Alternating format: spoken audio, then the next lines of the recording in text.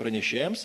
O dabar noriu pakviesti pranešimui Birutę Brauskaitę, šiuo metu Lietuvos gyventojų genocido ir rezistencijos tyrimo centro vadovę, kurios visas gyvenimas vienaip ar kitaip buvo susijęs su istoriniu teisingumu. Sovietmečiu jinai aktyviai dalyvavo disidentinėme judėjime, Sąjūdžio metu, nepriklausomybės priešaušryje ir aušroje iš tiesų aktyviai dirbo komisijoje, kuri registravo tiek nukentėjusius, tiek pačius nusikaltimo faktus. Ta darė ilgus metus ir štai tie visi vardynai nukentėjusių asmenų, tai didelė dalimi yra jos darbas, jos kolegų darbas. Taigi kviečiu Birutę jos pranešimą. Ačiū, gerbėmieji.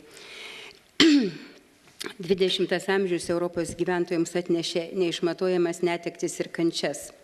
Pirmasis pasaulinis karas ilgai iki antrojo karo vadintas didžiuoju, nes 12 milijonų karių žūtis ir daugiau kaip 30 milijonų sužalotų vyrų buvo laikoma didžiausia tragedija, kuri neturėtų pasikartoti. Tačiau dar nebaigus gydyti prarastosios kartos emocinėms traumoms, Europos viduryje, Vokietijoje ir Italijoje bei rytinėme Europos pakraštyje Rusijoje mezgėsi ir brendo dar žmonijos istorijoje neregėtos santvarkos tipai – totalitariniai režimai. Šis valdymo tipas ryškiai skyrėsi nuo kitų istorijoje egzistavusių valstybinės prievartos formų, tokių kaip despotija, tironija, diktatūra. Tuo, kad siekė panaikinti ir panaikino ribą tarp teisėtos ir neteisėtos valdžios, rėmėsi neva objektyviais dėsniais arba gamtos, tai nacionalsocializmas ir fašizmas, arba istorijos, tai komunizmas, neva leidžiančiai savo valstybei plėsti gyvybinę erdvę kitų valstybių sąskaitą ar jas eksportuoti socialistinę revoliuciją. Bet svarbiausias ir išskirtinis šio režimo bruožas – tai totali ekspansija į žmogaus privatų gyvenimą, visiškas asmens neprilygtamosios vertės paneigimas ir pajungimas kolektyviniams tikslams. Nacionalsocialistinėje Vokietijoje ir Sovietų Rusijoje susiformavo ir įsigalėjo doktrinos atmetančios, kaip nevertus egzistuoti asmenis netitinkančius rasinių Vokietijoje ar klasinių Rusijoje kriterijų. Išaugo minios aklai paklūstančios ir garbinančios sudievitus lyderius, įgyvendinančius tas doktrinas smurtu, prievarta ir žudynėmis. Vokietijoje ir Sovietų Rusijoje įsigalėję totalitariniai režimai, nors ir skelbė skirtingus ideologinius lozungus, bet metodus siekti tikslų naudojo analogiškus. Čia jau, kaip girdėjote, iš kolegos pranešimo, Stalinas siekdamas parklupdyti nepaklusnėje valstietiją Ukrainoje 1932–33 metais dirbtinai sukėlė badą, nusinešusi apie 6 milijonus žmonių. Didysis valymas Sovietų Sąjungoje nužudė apie 700 tūkstančių šios šalies piliečių. Sovietų Sąjunga kartu su vokiečių naciais per gana trumpą laikotarpį nužudė apie 200 tūkstančių Lenkijos gyventojų. Hitleris, galima sakyti, nusižiūrėjo Stalino pasiektą efektą baudžiant ukrainiečius bado bausme ir pritaikė jį ne kam kitam, o būtent sovietų karo belaisvėms bei atgultam Leningradui, numarindamas daugiau kaip 4 milijonus žmonių. Ir taip iki antrojo pasaulinio karo pabaigos vokiečiai žudė daugiau kaip 10 milijonų Europos gyventojų, kurių tarpe 6 milijonai žydų tautybės asmenys. Be tiesioginio gyventojų naikinimo bolševikai nuo pirmojo porevoliucinio dešimtmečio iki pat Stalino mirties iš gimtų vietų, dažniausiai atšiauraus klimato Sibiro platybės, ištrėmė 7 milijonus 800 moterų, vyrų, vaikų, pasmerkdami nelaiminguosius lėtai mirčiai nuo bado, šalčio ir išsekimo. Šie kraupūs skaičiai yra civilių gyventojų žūtys, ne antrojo pasaulinio karo aukos, išskyrus aišku badu numarintus vokiečiams į nelaisvę patekusius sovietų karius. Skaičiai nebylūs, bet kiekvienas jų tai pasaulis, tai nenugyventas gyvenimas. Kokie paminklai, monumentai, knygos, ritualiniai minėjimai gali įamžinti ar tinkamai pagerbti totalitarinių režimų aukas, paguosti ir numalšinti jų artimųjų skausmą? Ar motina užmirš ant jos rankų iš bado gęstančio kūdikio žvilgsnį? Ar žydų berniukas išsikapstęs iš panužudytų savo tėvų kruvinų kūnų kada nors užmiršta kraujo kvapą? Ar nežinia, kokiom aplinkybėm išlikusiems gyviems per batmetį ukrainiečiams, valstiečiams įmanoma pamiršti merdinčių artimųjų aimanas? Mes tikrai niekad neatsakysime į tos klausimus, bet yra klausimai, kuriuos mes privalome atsakyti. Ar nusikaltimo aukoms svarbu, kuris režimas atėmė jų laisvę, kankino ar žudė ir dėl kokių priežasčių? Sakyčiau, yra svarbu tik tiek, kad aukos nesijaustų kaltos dėl savo likimo.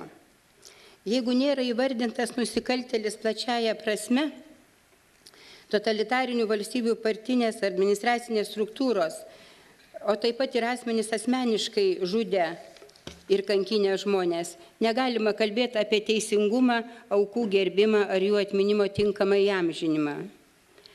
Nacių represijas patyrusieji buvo įvardinti kaip nusikalstamo totalitarinio režimo aukos.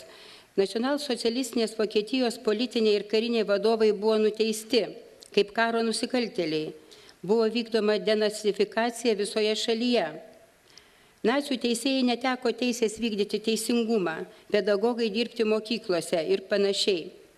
Holokausto istorija tapo integralia visų Europos šalių švietimo programų dalimi. Buvo atliekami sistemingi moksliniai sunkių ilgalaikių traumų psichologinių padarinių tyrimai, kurių rezultatais remiantis nustatyta pergyventos patirties žala psichologiniai sveikatai ir gyvenimo kokybei, bei sukurta kvalifikuotos pagalbos sistema. Sovietinio totalitarinio režimo aukos beveik 50 mečius buvo priverstos tylėti apie savo patirtas kančias, netektis, žmogiškojo orumo žeminimą. Ne tik buvę politiniai kaliniai ir tremtiniai, bet ir jų vaikai bei vaikaičiai ilgus metus buvo pažymėti. Jiems buvo trukdoma siekti aukštojo mokslo, užimti svarbesnius postus, taigi represijos tebesitęsė. Tik griuvus komunistiniam režimui, jo aukos galėjo pradėti kalbėti apie savo patirtį. Jiems pagal skurdžias besikūrenčių valstybių išgalės buvo teikiama socialinė parama, vėliau įvairios kompensacijos. Tačiau dvasiniai jų jausenai atsistatyti, išdildyti giluminį skriaudos jausmą iki šiol nėra sukurtos jiems pritaikytos socialinės ir psichologinės reabilitacijos programos. Nors tam tikri žingsniai ta linkme yra. Lietuvos gyventojų genocido ir rezistencijos tyrimo centras kartu su Vilniaus universiteto klinikinės ir organizacinės psichologijos katedra vykdė prieš kelis metus projektą Sovietų ir nacių represijų traumų psichologiniai padariniai. Darbas yra tęsiamas tyriant politinių represijų ilgalaikės psichologinės pasiekmes antrajai kartai. Čia visai neužilgo bus ginama disertacija ta tema. Tačiau daugelį aukų žeidžia tai, kad komunistinis totalitarinis režimas nėra įvardintas kaip jų nelaimių kaltininkas tokiu pat lygiu kaip nacistinis režimas. Yra nemažai,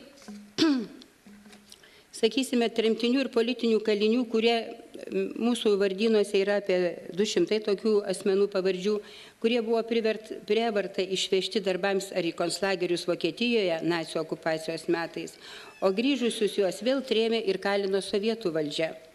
Taip pat yra žinoma apie 40 žydų gelbėtojų rizikavusių savo gyvybėmis taip pat nacių okupacijos metais, kurie po karo buvo ištremti, įkalinti ir žuvo sovietiniuose lageriuose. Ar jų atžvilgiu mes taip pat išdrįsime taikyti dvigubus standartus ir sovietinio režimo ideologus, vadovus bei represijų vykdytojus neįvardinsime kaip jų žūties kaltininkais? Jeigu nebuvo palankios politinės situacijos įvykdyti dekomunizaciją, vis tiek turime pripažinti, kad komunistų partija, kaip ir nacionalsocialistų, yra atsakinga už milijoninės aukas. Istorikas Timotis Snaideris knygoje Kruvinos žemės labai paprastai konstatuoja, citata, tik drąsiai pripažindami nacių ir sovietų sistemų panašumus, suprasime ir jų skirtumus. Citatos pabaiga.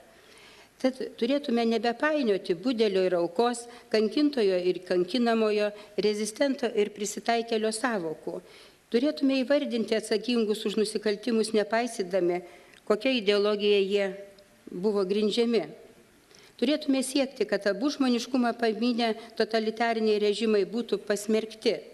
Tada ir mūsų statomi paminklai, leidžiamos monografijos, kuriamos edukacinės programos jaunimui būtų moralinė kompensacija ir dvasinė atgaiva ir sovietinio režimo aukoms. Ačiū už dėmesį. Ačiū Birutei Burauskaitei.